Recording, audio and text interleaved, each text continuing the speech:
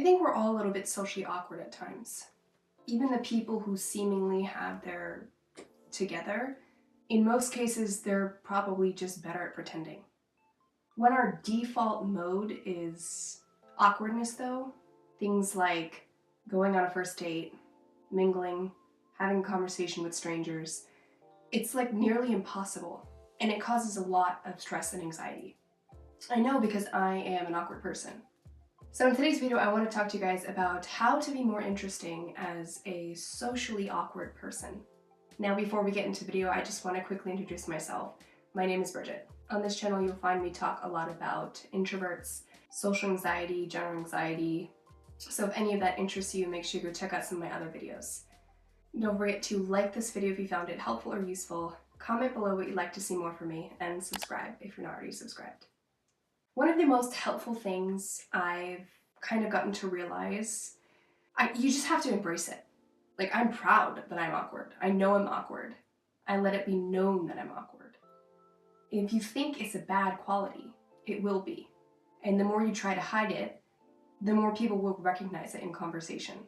And sometimes you just have to remember that it's not a performance. A lot of times we get so in our head and we start to think that other people are judging us based on our social skills.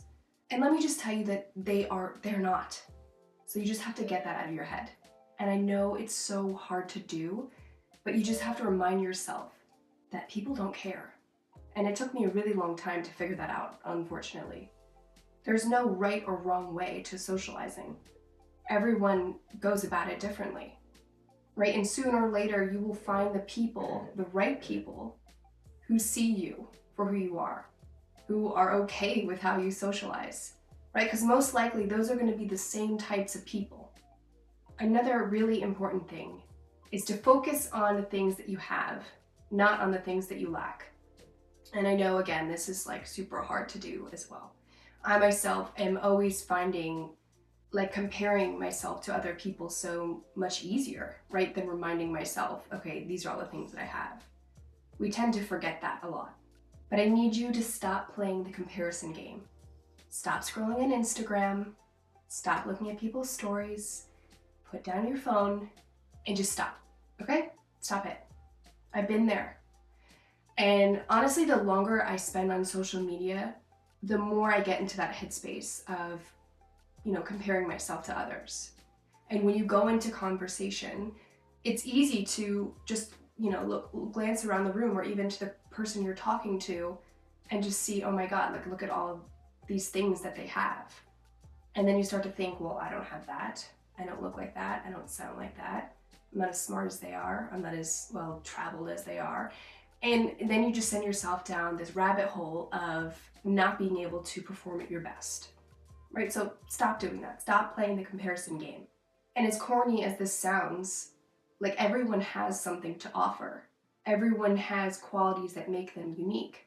And again, you will find those right people. The people who appreciate your qualities, who recognize your qualities, who feel connected to those things about you. For some people, myself included, it takes a little bit longer to recognize those characteristics about ourselves. Like actually asking yourself, what do I like? What are my hobbies? What are my interests? So sometimes you just need to do a little soul searching. Figure out what it is that you like. What are your hobbies? What are your interests? What's your sense of humor like? What kind of books do you read? What kind of movies do you watch? TV shows? There's so much to discover about ourselves. And if you already know it, great. Like I said, you will find the right people who are interested in those things too. Another super helpful thing, just getting curious in a conversation. People are often like taken aback when you ask them questions that people don't normally ask. Asking questions in a conversation is not only easy, it lets that person know that you're interested. And a lot of the times it allows the conversation to be a little bit more fluid, right? Say if you did ask a question and they responded, you might go on to a tangent and talk about other things. Makes the conversation more interesting. Also makes you appear more interesting, right? People want to be listened to. People want to be heard. And so if you're asking questions in a conversation, it's easy because for that socially awkward person, having like a list of go-to questions that you ask people makes the conversation easier, right? And also, sometimes you'll find the right person that way, if they're interested in the same things that you're interested in. Another thing, this one's kind of funny, and I'm probably gonna go on a tangent myself. Check your body language.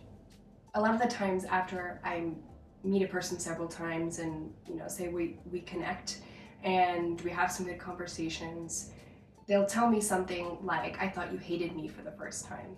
You were really standoffish the first time.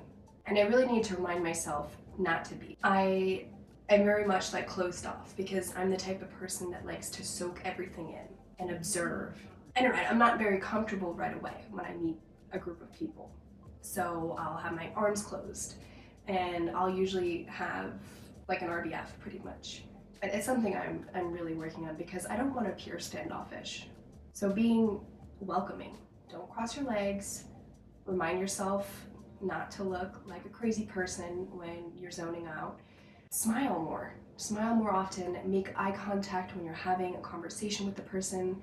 And that is probably one of the best things that I've been able to cultivate, and that's really helped me out of that like socially awkward, shy, timid kind of shell that I usually get into when I have a conversation.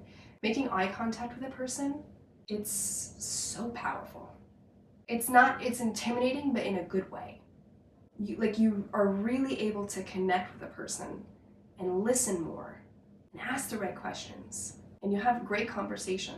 And I used to be the type of person that would never make eye contact because it scared me. And I don't know why. It's not too bad. Sometimes it is a little bit intimidating when you're staring at a person in their eyes for too long, like it gets a little bit a lot. So I will occasionally look off or, up.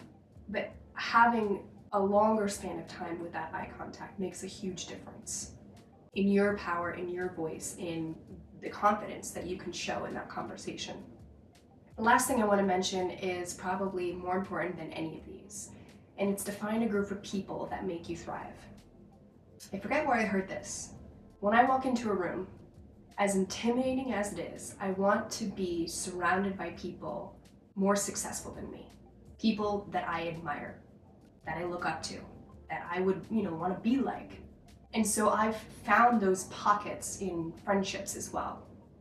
I look for people who are always a level above me, whether it's in their social skills, their career, their relationships, their family life.